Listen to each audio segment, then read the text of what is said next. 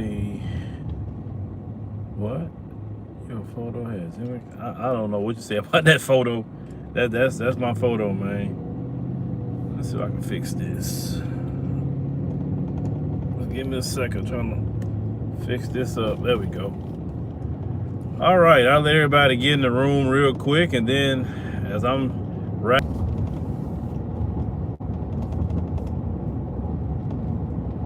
All right, there we go. Dallas, Texas. Man, I ain't been to Dallas in a minute, man. I remember, shoot, last time I went to Dallas is when we interviewed that brother Rakeem Balagoon. Last time we went to Dallas, and we met up with Sister Sai out there as well. So, you know, went over there to Sankofa. You ever went to Sankofa out there in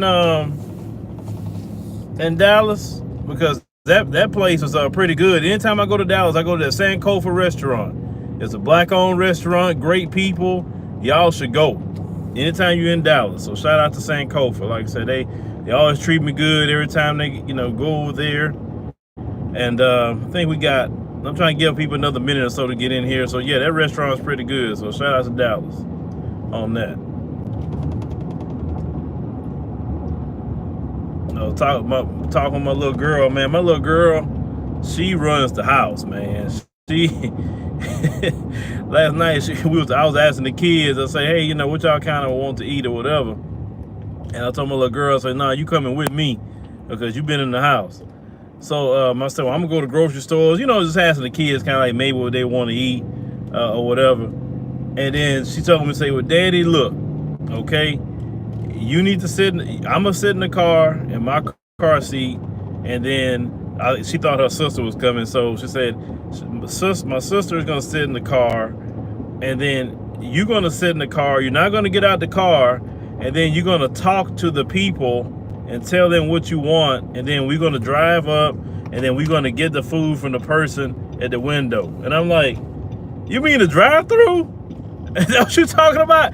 And we just started falling out laughing because she just went through the whole process about a drive-through. And you know, the thing about little kids, man, it's like what she won't say.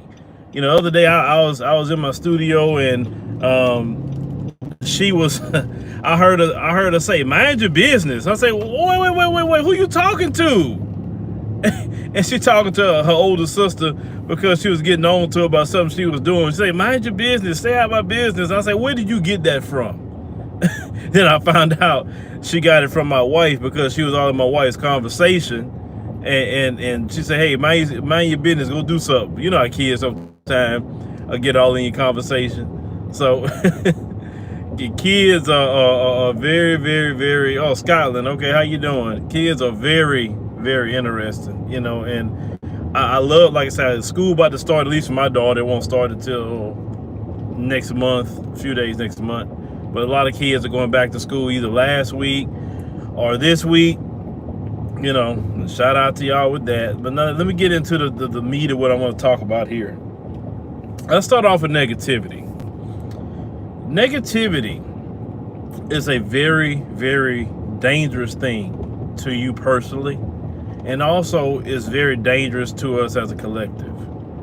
If you think negative about yourself, if you don't see yourself doing anything in life, if you look at your situation and think it can't change, it won't change, then usually when you're that negative, you become miserable.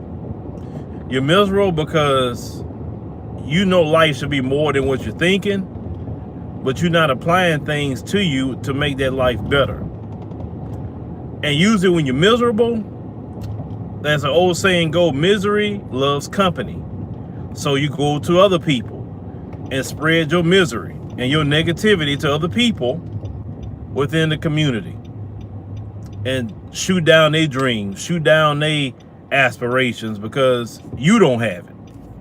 Now, there's a scripture in the Bible that teach, as a man think, so as he. In other words, if you think of yourself in a negative sense, you think you're not going to be nothing, you aren't anything, then that's what you're going to make sure to make happen in your life, because your subconscious going to make sure you make decisions to sabotage yourself.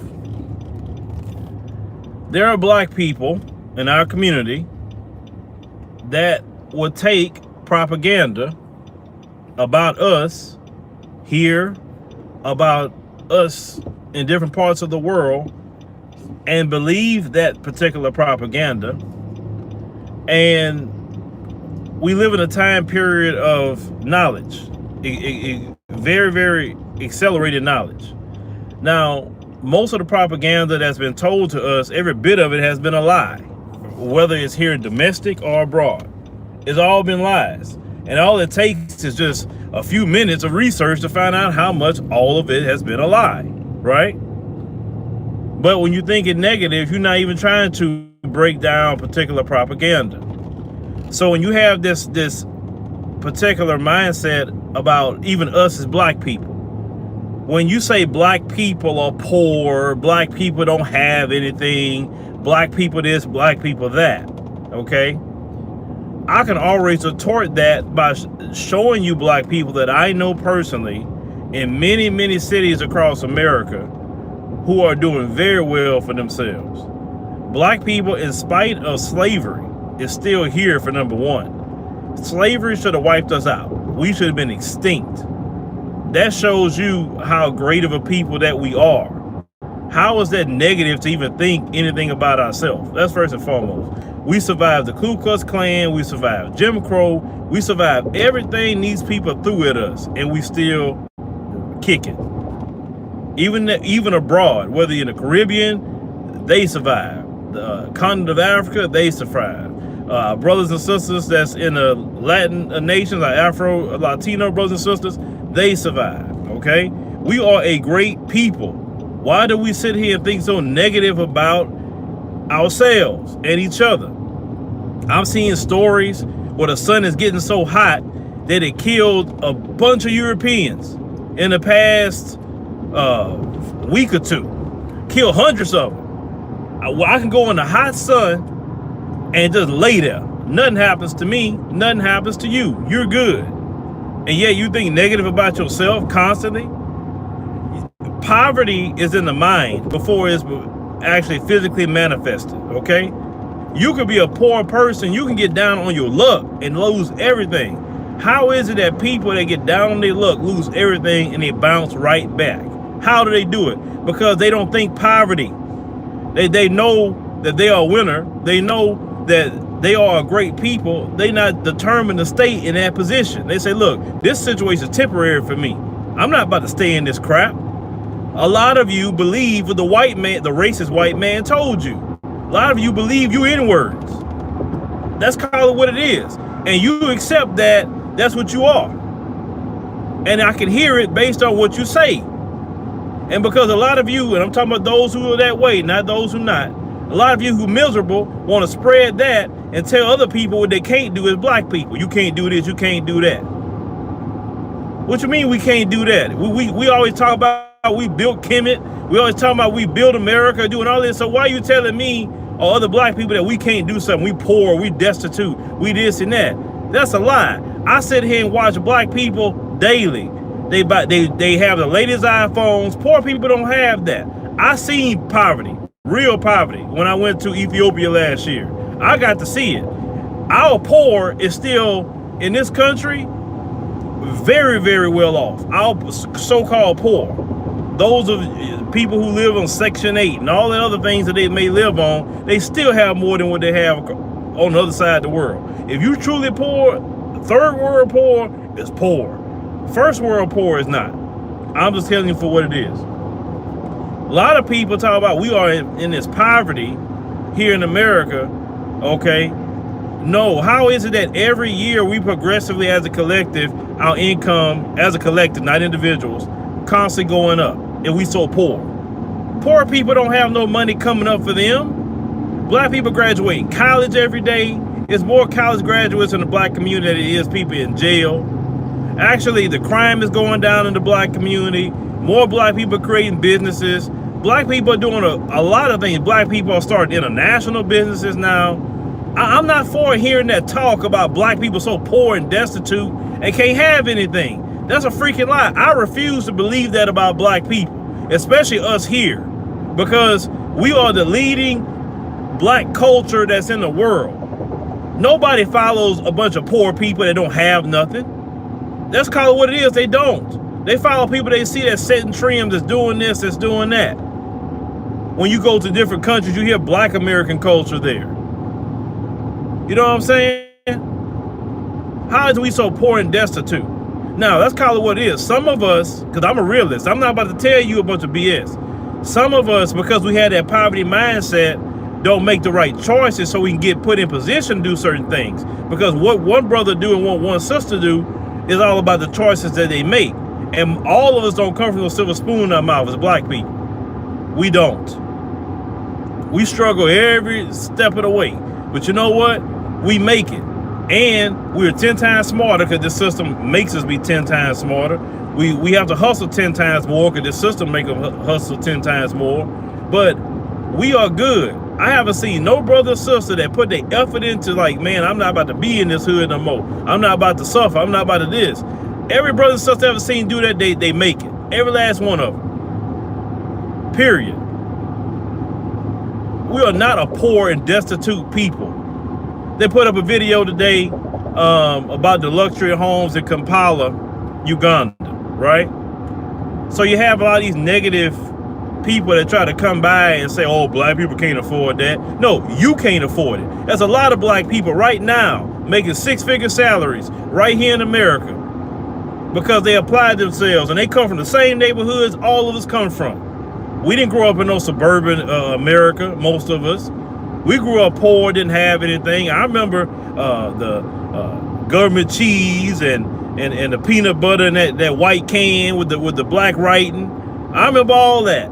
Okay, don't tell me. And there's many other black people I know in my neighborhood that actually now doing great from my same neighborhood. People, real estate people I know now. Some people doing music industry. Some people doing petrochemical. Some people owning a bunch of businesses from my straight own neighborhood that we all grew up poor. All of us.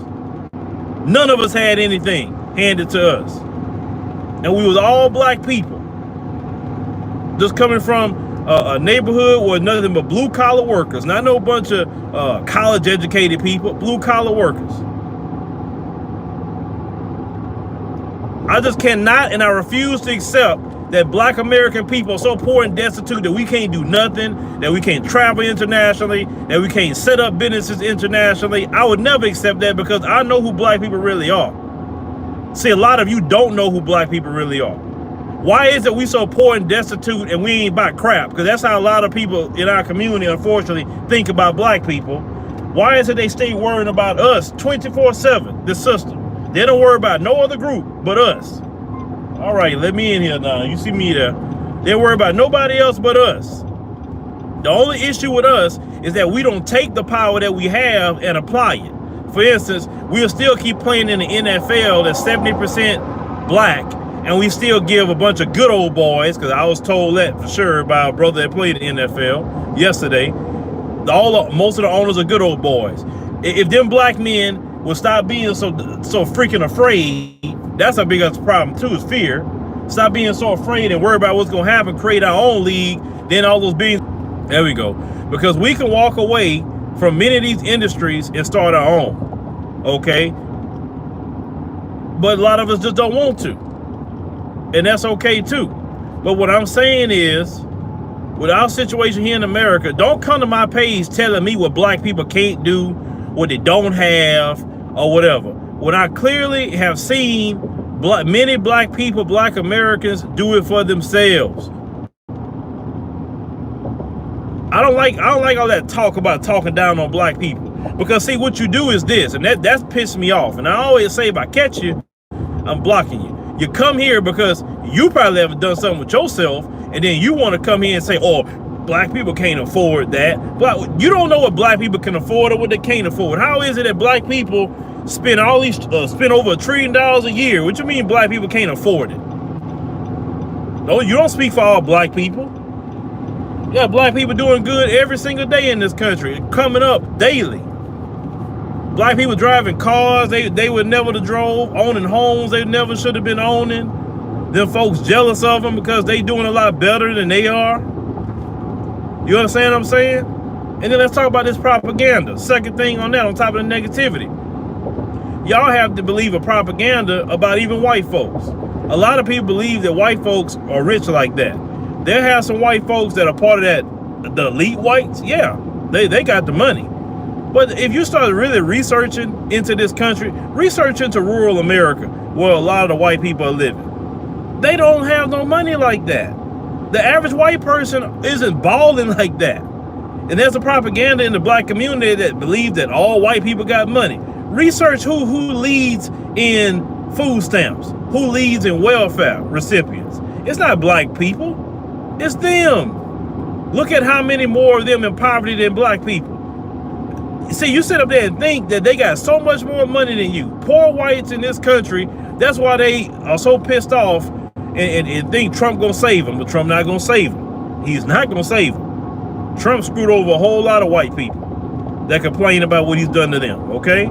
They don't have money. The only thing that poor whites have over poor blacks is white privilege and this system that benefits them. That's what they have. But outside of that, and that's eroding every day. That's why they're so afraid. That's why they out here lashing out and thinking, you know, being white supremacists is gonna save them. It's not.